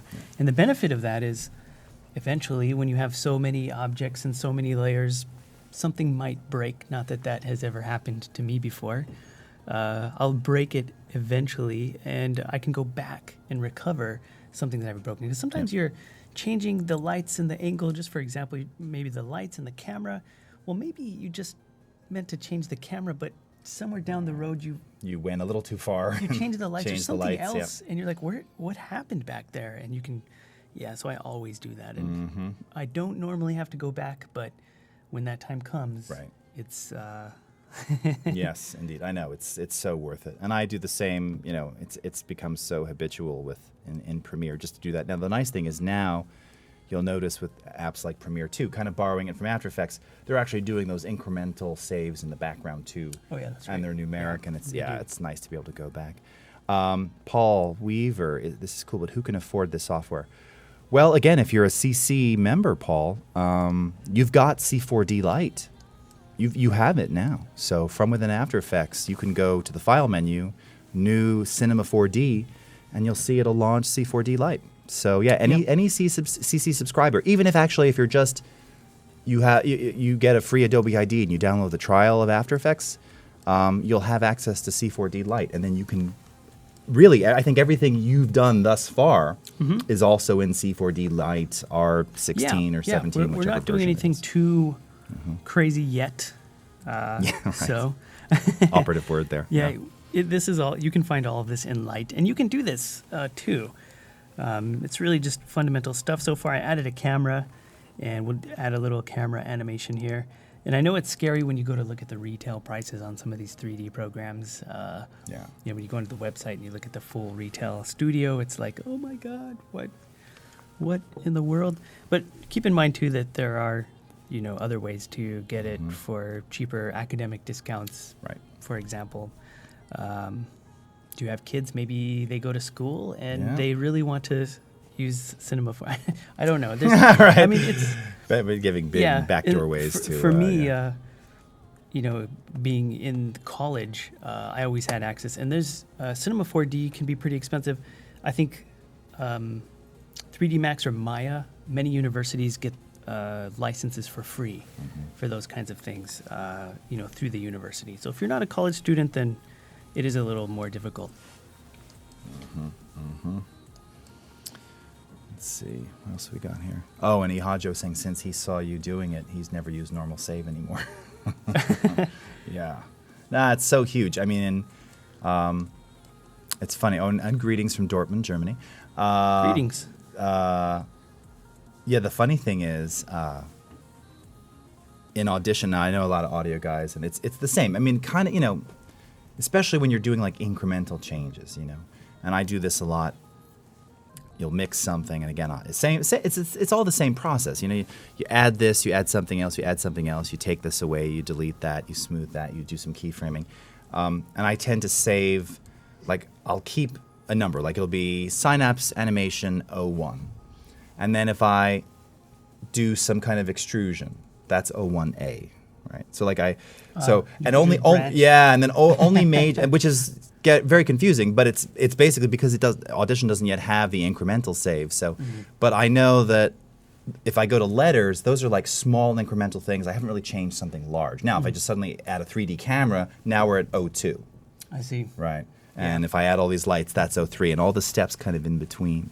I think everybody has a different, different their own style. And it's all about the incremental save, because ultimately you really want to go back and you know, and check it out. So people are asking, where can we download it? So if you want C4D, now of course you can go to Maxon, but again, if you're a Creative Cloud member, or if you even don't have After Effects and want to try out After Effects, you can sign up for a free Adobe ID. Get the Creative Cloud desktop, download After Effects, file, new Maxon Cinema4D file, and you're in C4D Lite. And as mentioned before, everything that you're seeing here, you can do in C4D Lite. And you can do more as well. I mean, there's many things you can do in there. As Synapse mentioned, there are some limitations, obviously, to move you into C4D full. They have a comparison Yeah, on the website that shows That's- there's a lot of features. There's a in lot Lite. of features. Yeah, I mean, Yep. and let's not forget. I mean, we're doing text now. When we actually premiered this this workflow, this integration 3 years ago, at the time we were doing 3D object manipulation. So you can do that as well. So you're not restricted to text in C4D Lite. And in fact, there were quite a few demos that we worked up. Paul and I had done some demos. Taking 3D objects and parenting them to 2D video, but we created the 3D camera tracking from After Effects, nice. right, when we introduced that. So in After Effects, again, kind of paving the way for this integration, you had the ability to first set a ground plane. That was huge when you could do that. Yeah. And then identify, like, okay, here's the region that I want to parent this 3D object to, bring it into C4D, and it just kind of worked. You know, it made a lot of sense. Yeah. So you can really do a lot in Light. You really can. So yeah, I would recommend that as a free, easy way to grab it and start playing around today. Yeah, make your name. That's what I recommend. Make your name, add some lights, Yep. and add some shadows, and just play with it. It takes a little bit of time, but you know, it's totally worth it. Paul Weaver's saying, really more a question for you. Is this the same as Maya, as I have a license as a part-time student with Autodesk? They're really similar. They're similar, There's so yeah. much overlap. I think that all the 3D programs have their features that they are the best at. But there's so much overlap. They really integrate with each other. And I think that Cinema4D has always had the reputation of being easy to learn in Yeah. terms of its user interface. So that's something to consider when you're starting off. I don't think Maya's is hard, but Cinema4D is easier. Yeah, and that I think is like, and that's not knocking or I mean that's kind of, even again, as I got into this a bit, just talking to other people. I in fact, I knew at the time of us sort of doing this stuff with C4D, I knew more people who used Maya. We actually did a tour with them years ago, where people from Maya were with us, and they were kind of showing this workflow with After Effects years ago. So most of the people I knew had been using Maya, but pretty much everyone that I knew who was either with Maya or 3ds Max or what have you would all say, ultimately, actually, C4D was just easy. It was just easier to kind of get right from the start. Yeah, There was something very intuitive about it. The UI, which is intimidating if you've never is. kind of done 3D. I mean, Yeah. You know, I tell the story when I started 3D, I actually quit. I actually gave up. It was too hard for me. And I quit the first time. I mean, maybe it was I don't that. believe you. Yeah, I Yeah. did. I was I- doing After Effects, and I was yeah. like, man, this 3D stuff is cool. And then I opened up the 3D program, and I was like, nope, You're I don't like, have time for "Sod this it." right now. Right. But I Right. came back to it, looking at stuff like Video Copilot and Andrew you know, Kramer, of Andrew course. Kramer, Yeah. Look at watching him do those tutorials. He does Cinema4D, and in fact, I think he talked about Cinema4D in his talk a little bit with He Star did. Wars He did. and Element 3D. I was going which to say is his- Element 3D. Yep. has a lot of so before Element 3D, I think he was using Cinema 4D, and he showed me that I could do just about anything in After Effects. So I says I'm gonna get Cinema 4D. I'm gonna do this, and I think what got me through it, and that's why I recommend to you, is to use text, to start with text, because I think I was thinking of something different. Maybe I wanted to make something really complicated at first, and it just didn't work out, so I just gave up. And then once I figured out how to do that MoText tool, just like we're doing here, then I was like, That kind of paves the way for Yeah. everything else. it does, because it has all the fundamentals. You learn Right. the lighting, you learn the shadows, you learn the building a scene, and everything 3D is here right now. Fundamentals are key. I mean, that's so key, and I think that's true. I mean, I can remember even too my very first time using this. I mean, that was the first thing I tried to do was start in AE, do a whole bunch of 3D camera tracking. All right, already getting a little complex for someone who'd never done 3D before, and then going in here and downloading objects that I could try and attach to other things and do like animated manipulation. I already told you, I didn't even know how to bounce light off anything yet. I mean, I was kind of like, what am I doing? This is, I absolutely love camera tracking. Yeah, in, camera After tracking Effects. it's fun. It's I so just want an excuse to use it. I know, Just anything. right? We were talking about this the other day. In fact, on my stream, Monday, I was showing those shots of us driving in this Safari, and it was shot with a 14-24 f2.8, so nice, beautiful wide-angle cinematic Nikon lens. And I was talking about, and in fact, I recreated it. So next Monday, I'll show you how that's done in After Effects and what I did with it. But basically, using 3D camera tracking, we're going through this kind of path in the bush, and I tracked, and you've got this kind of, you're driving down this path, and it's all trees and it's all moving, but still, I was able to parent tracking points. It's the motion that's happening, Right. and then I could attach text to that, and then I brought it into here and did some extruded text, and again some stuff with some lights, and now you've got us driving through on Safari, and this text is like, creatures, animals, and was able to match the light in After Effects to the daylight that there was there. So it all kind of looked right. Maybe it was a little slightly overdone, I admit. But yeah, I mean, it just felt right. And it was, again, text, not trying to take 3D objects and Perfect. go crazy with them. And I think starting small is a definitely a good thing to learn. Definitely. There too. Mm-hmm. So we got a camera in here. It is animated, and this is just a camera animation. I think what we do next is we can animate the text itself. We can move. We can make the Right. text kind of float out a little bit. Mm-hmm. Or Adjust the tracking. we could add tracking to it.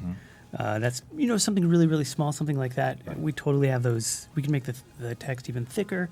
And then as far as the coloring is concerned, that's just we can change the color of the Yeah, light at any anytime. time. Someone's asking, how do you plan? Clipgoat was asking, how do you plan your camera? Is there a good way to set it up? Well, it depends on the effect you want. Like we discussed before, sometimes less is more. Smaller movements are more epic. It's really easy to keyframe the camera position, so that makes it easy to jump all around. This is a pretty drastic camera movement. It's going all the way. It's zoomed into the text. You can barely see what the text says, Right. but you just pass by it. And Yeah. this is when you do the pan by like this, cool things can happen. We can have especially with reflectivity, Flares. you're going to see some flares there. You're going to see those lights that are out there in the back are going to kind of flash by, and we can add flares in After Effects Yeah. afterwards to those and make them glow and make them They're- do cool stuff. I told you it's entirely up to you, but you must add flares. We will You add know, that's a flares. Yes. prerequisite for I you got to being go into for it. the That's right. flares. Yes. We are go for flare. All right, yeah. We'll put flares in there. And so, I mean, setting up the camera is just, here's a rule that you can do that I found that works really well. Let's say that I'm going to make a short 10-second video, which is what we're doing here. Sometimes I'll make 3 camera shots, and I can edit those camera shots however. So I'll start with just 3. Maybe one is going to be a pan around, maybe one will be a zoom out. You know, you're starting really close in and then you come out so the text is revealed. Or, you know, I've even gone like from behind the text up and over the text. And, you know, they each create a cool effect. And, you know, we can edit those in. You can do like a 3-second rule in post or something where you're panning by for a couple of seconds and then you do the up and over and then maybe the last part is the reveal and something like that. I mean, it's but try starting with 3 camera angles or just maybe 2, and see what you think. And then there's also what I like about Cinema4D and working in 3D is we can change the focal length. So if you're a photographer, you're familiar with your lens. You know, the wide angle lens does something different than your macro lens versus Which so is you what can I was just talking about. So yeah, right. exactly. So and I'll do it right now so you can see. Let me make sure I'm not going to keyframe it. But maybe I'll make a new camera and we'll go there. And if I zoom out, maybe we go to like 20 mils or 12 mil, we get this cool wide angle effect, and you see this distortion right there. It's kind of intense, but it's very cool. Be unavoidable with a 12 millimeter wide angle lens, you know. Right, and another thing about this is it's a perfect lens. Right. So if you go 10 millimeters and you have that like That's the right. distortion, Yep, you get some, here you have a perfect lens. So you're going to see those sharp edges and stuff. If you want to add a more real like distortion, you could. And again, that's where, now, can you do, I don't actually know this in C4D, obviously in After Effects, when you want to add, you add back in things like, if you're trying to, again, talking about lenses and simulating certain looks, chromatic aberration or wide angle distortion. Are these things that you can add here? Or, I mean, I know you can do them in After Effects. I want to say that you can, but I don't think I've ever added chromatic. I'm not sure on that one. That's a really good question. Yeah. Usually I'll do that stuff in post, but Exactly. It's good to do as much as you can in 3D, honestly, because it's more organic and it's more natural. Yeah. You know, if you try to do it in post, sometimes you're faking it a little bit. It's more physically accurate if you can get it out of there. And that's the key. This will be physically accurate based on the object that you're lighting, animating, and the cameras are using. Very, very cool. Jan Eric is asking, After Effects Premiere easy to learn for someone who has basic knowledge of DaVinci Resolve? Well, I mean, Resolve being a grading app, Jan, I mean, there are similarities, obviously, maybe more so between SpeedGrade and Resolve, although they're sort of different in just the way that they work in the UI. But, you know, knowing all the apps that I know you've been learning and working with, and I've seen you talk about it, I mean, here's the thing. One of the things that I used to say on stage was, when we were touring a lot, you know, After Effects, if you understand Photoshop, because After Effects works natively with PSD files and sort of there's many similar concepts. In fact, when Photoshop got the animation timeline, they kind of borrowed the whole keyframing workflow from AE. So if you can understand sort of Photoshop and the construction with layers and keyframing, then you can do it in AE. Thanks to unified UI, unified tools, the same kind of applies when working with Premiere as well. So does Resolve buy you a great amount of knowledge for working in those two apps? I mean, of course, now you've got editing via Resolve as well, right?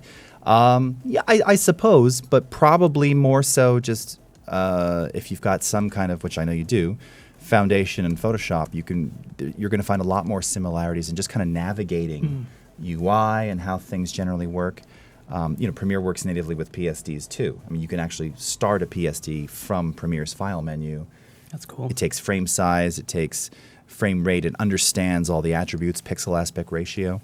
So, yeah. But yes, listen, it will all come into play in all of these apps. You know, the knowledge that you have in one, undoubtedly you'll be able to leverage in another. And I think that's the same with, you know, C4D being 3D. I mean, it's not After Effects, but there are things here which directly apply to an AE workflow and just kind of the understanding, again, cameras and lighting and things like that.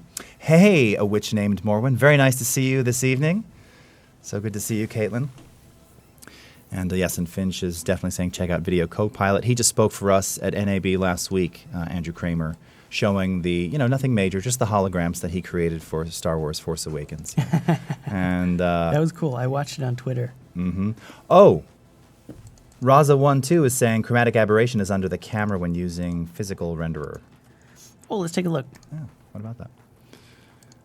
Let's switch over to physical renderer. And I'll probably end up using the physical renderer. I'm really happy with it. I like the way it works in Cinema4D. So if we go under the physical tab. There it is. Look at that.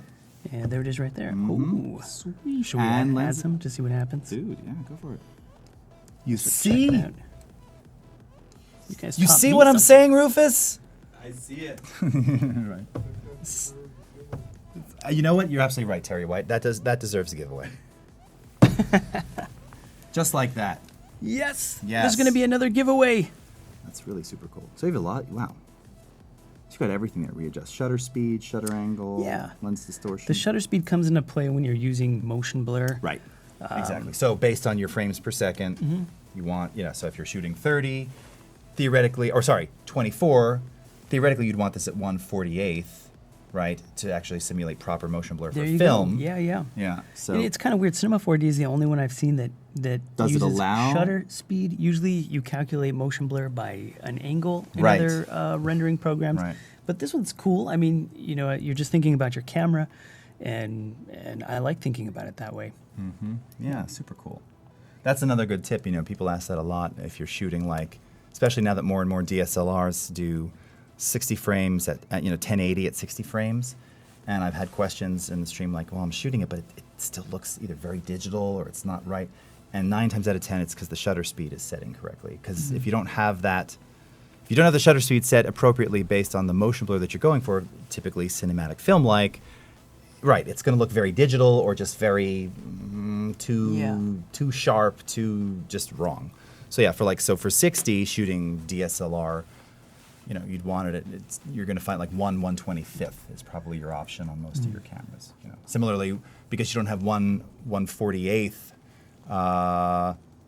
you would go to 1/50th. So you find kind of for a 24 frame, and that's going to give you kind of the approximated motion blur that you need for that film-like look, right? Yeah, that's a really good tip.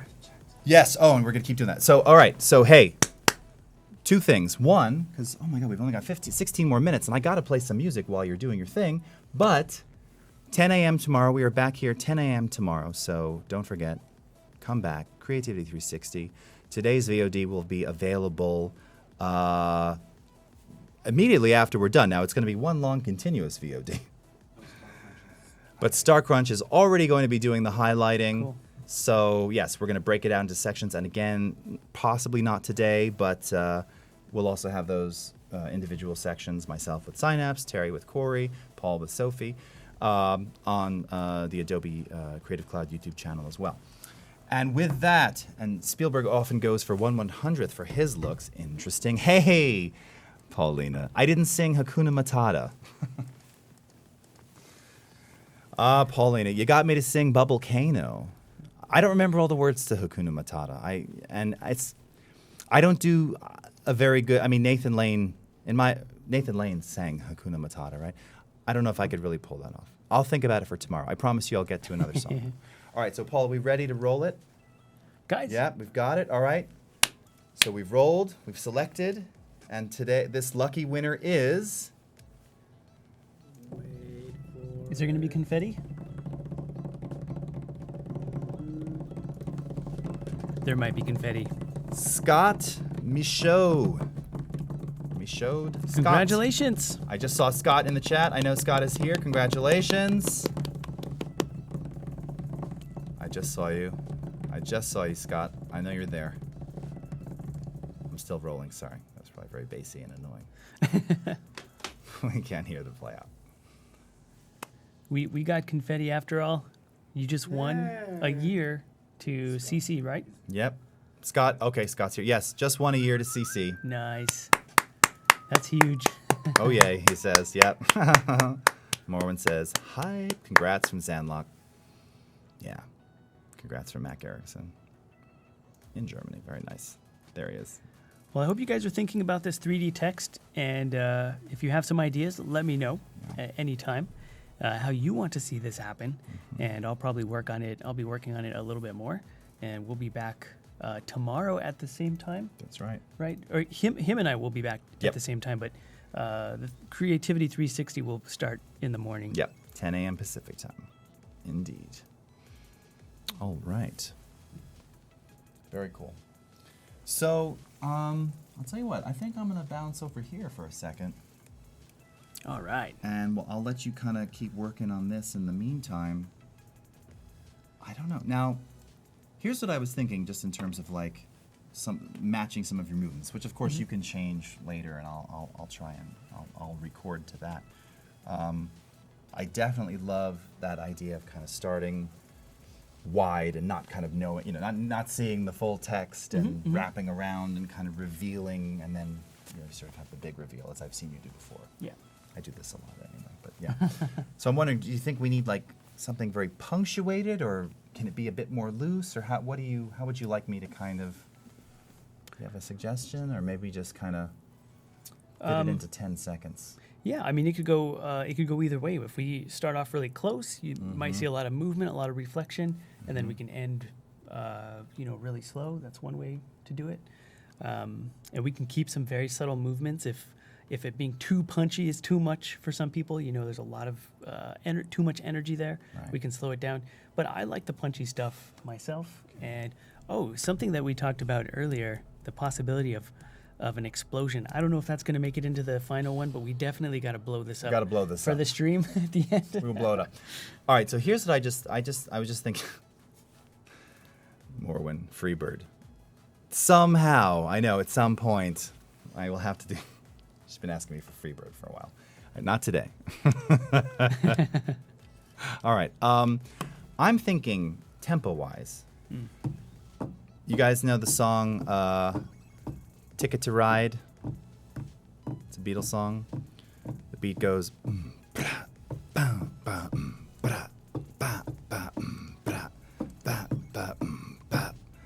And you can just imagine this.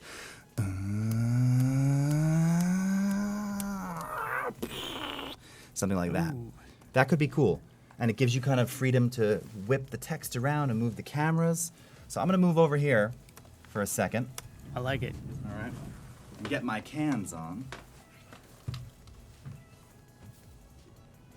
Move this over here.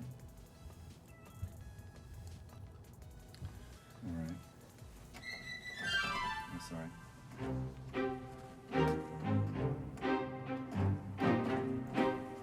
Okay. I think I need to start with the drum track. So let's pull in some drums. And we'll see if this works, and it may not. But I'm kind of feeling it, because I think it'll leave enough room for Psy to do the animation without me kind of getting in the way. And then, if we need to make subtle tweaks timing-wise, I think it'll be a little bit easier. So I'm going to choose one of my. I'll pull up two kits here. It's this jazz kit that I like too. All right. So let's see. So I need to go to switch my channel. How's the volume, by the way? Sounds, as long as you're facing it, yeah.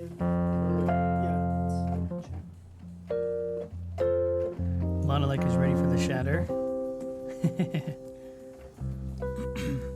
You bet. Midnight hour now. Okay. Oh, and I can't see the chat. Am I going to add smoke? That's a good idea. Ooh, smoke. I like that. Okay, hold on. I'm pulling up the chat as well.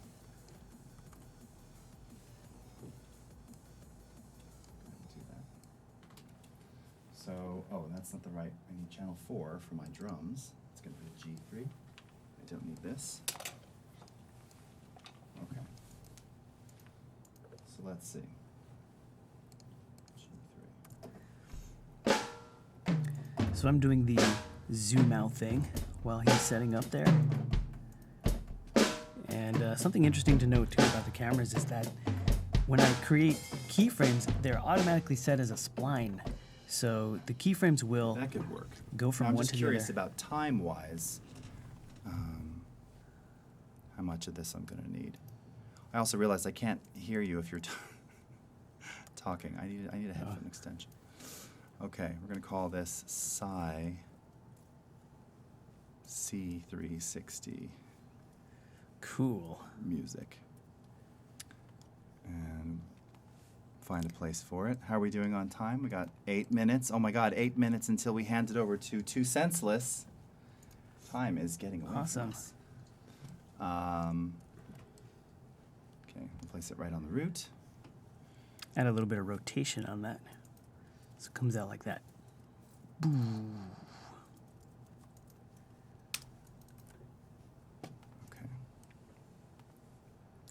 All right, and I'll set my input here. Change my devices.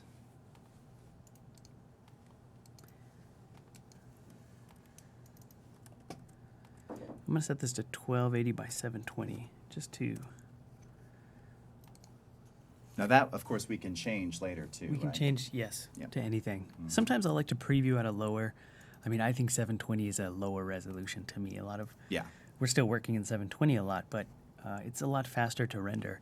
So sometimes I'll start there. If that's the aspect ratio that I think we're going to use in the final product, I'll start there and then do the final render either at 1080 or if we're going to go up to 4K, which is totally possible, or higher, then we can do that.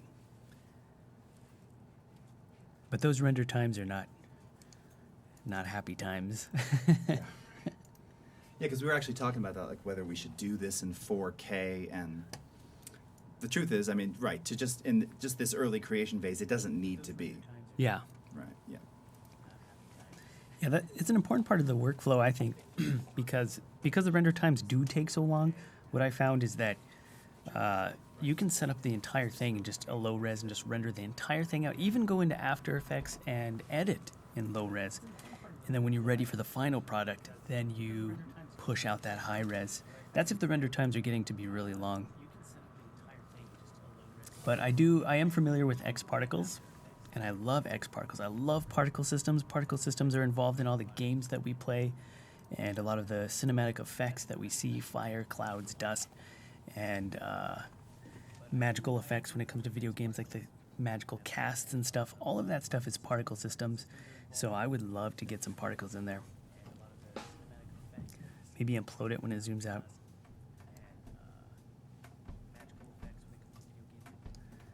Yeah, let's go over here to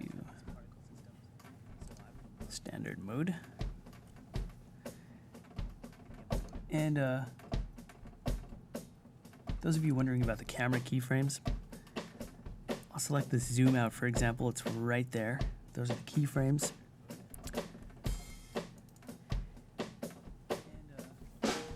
Oh, you're playing. I can't hear it. It's like, what is that? That's so cool. You can add a linear. Where is that sound coming from? I can't hear it. Yeah, I know, you're hearing me click away. You know, it's bizarre. I'm, hold on a second. But spline looks cooler. I'm gonna leave it like that. We'll start off slow and then speed it up, maybe. This. Yeah, I know, you're hearing me click away. You know, it's bizarre. I'm, I don't know how I'm. Spline looks cooler. I'm gonna leave it like that. We'll start off slow and then. Hottie Tom says 4K or go home. Well, I love 4K. It's so clear, and it plays. You can downscale 4K, and it looks even more crisp at 1080. Even if you don't have a 4K monitor, I love 4K. And there's so much information there. I love 4K. It's so clear. Yeah, the render will be done by tomorrow. Yeah, that's what we'll do. We'll set up a render overnight. I'll talk to my render farm and see if they will render it for me. Yeah, the render will be done by tomorrow. Yeah, that's what we'll do. Set up a render overnight. Talk to my render farm. So this one's pretty cool. I'm going to keep it. Okay. So, dude, this is really strange. I'm getting signal input. I don't know. I'm getting like signal input from a microphone, and I don't have any microphones plugged in here. the Mac, maybe? Yeah. How is that physically possible? And Morrowind just said cable routing with Beatlejase. I don't know how this is happening. This is very strange. Artistic Soda, instead of using sharpness, you just downscale.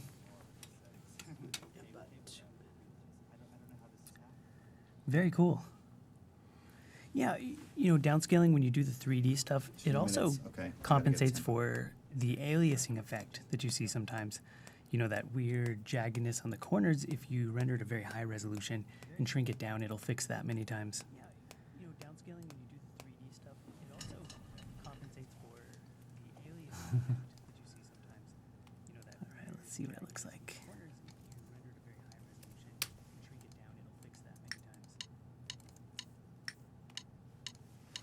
I'm going to try taking a little bit of drums here. See how this goes.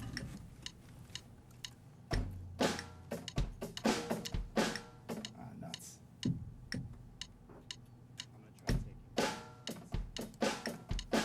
And we're almost done for today. We just have a few minutes left. I'm hearing myself. So thank you guys for sticking with us to the We have end. 1 minute left? Okay. Well, I'm still clicking in here. It's really bizarre. I don't know where the sound is coming from. All right. You know what's going to happen, man? I'm just going to watch your animation for this last minute. And we're going to say to everybody, we are in progress. This is already looking great. I can already feel like where we're going to go with this. Now, tomorrow, we're most likely going to probably start working in more with some lights. Yep. Maybe some backgrounds, some flares. Absolutely going to blow stuff up. And this was awesome, dude. Absolutely. I had the best time chatting, and honestly, like, Man, absolutely. This Yeah? has been so much fun. I can't believe I met Adobe with Jason. This is awesome.